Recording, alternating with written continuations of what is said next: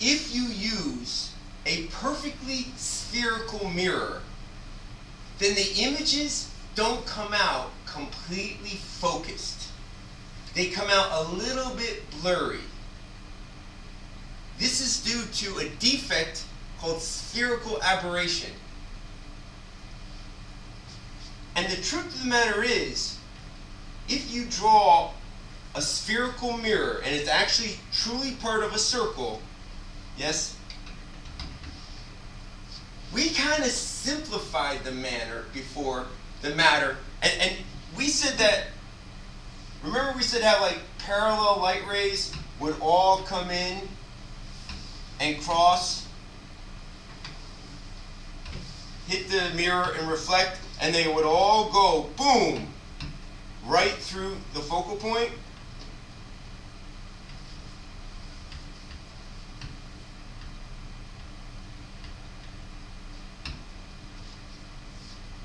That's a little bit of a simplification. And you're going to use that simplification when you do all the ray diagrams. But it's not quite reality.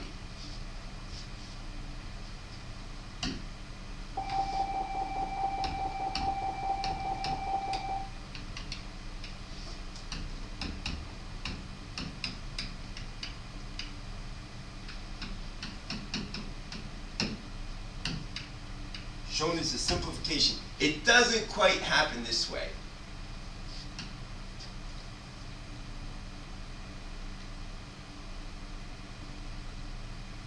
So let's take a look at what actually happens.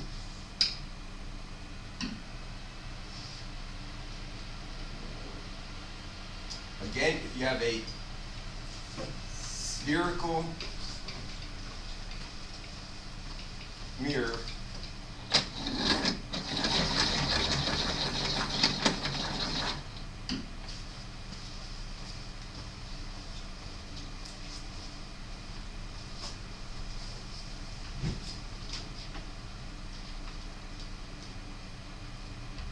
and you have parallel light rays coming in. What happens is, if you really go and you draw the normal lines for each ray, and you measure out and you draw the reflected rays, what really will happen is these light rays will end up reflecting out farther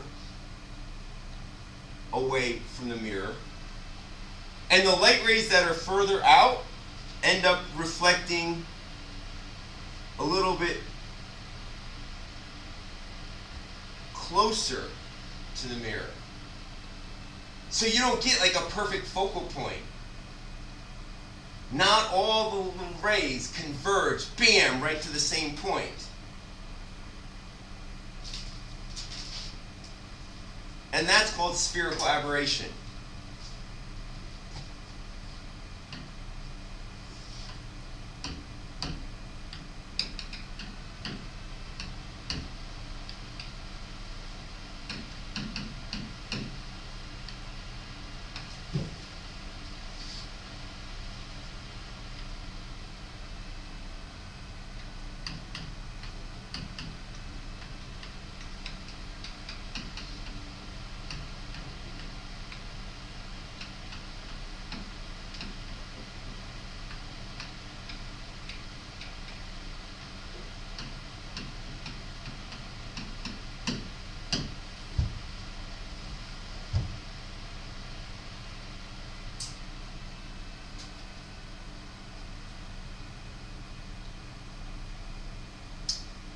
Now,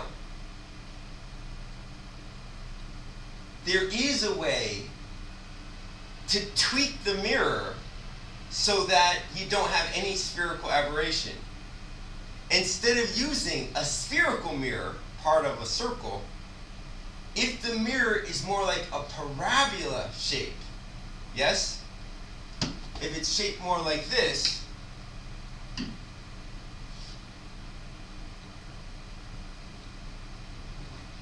I'm exaggerating here, but again, if it's shaped more like a parabola,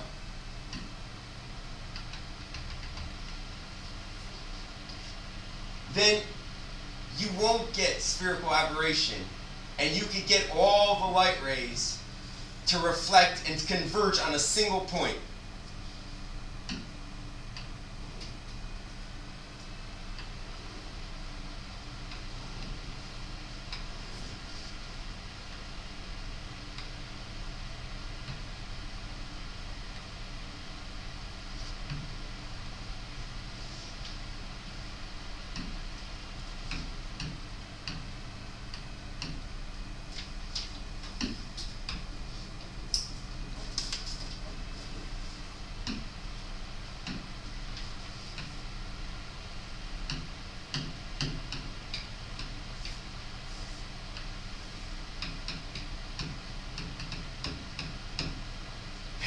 Parabolic mirrors do not have this defect, do not have this spherical aberration.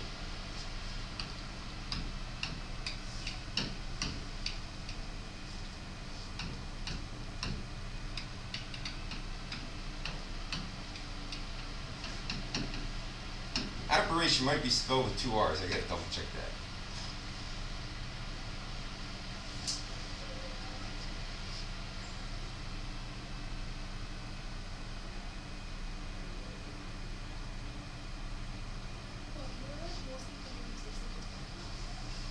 Of course. This is what actually happens. This is reality. But we're always going to use this simplified one. But you need to know that there is this defect called spherical aberration, and there is a way to get around it. Turns out when they originally sent the Hubble telescope up into space to orbit the Earth, they had a problem with spherical aberration. And it was kind of embarrassing for NASA because it's a very elementary physics situation where even high school physics students learn about it, and how could they have let this happen? But I guess a mirror that was that big, I don't know how big that mirror is, but they used a big huge mirror to gather light from outer space, and then again they had a detector right here that would catch the light, and it all was, the images weren't coming in, but they were able to fix it. All right. Today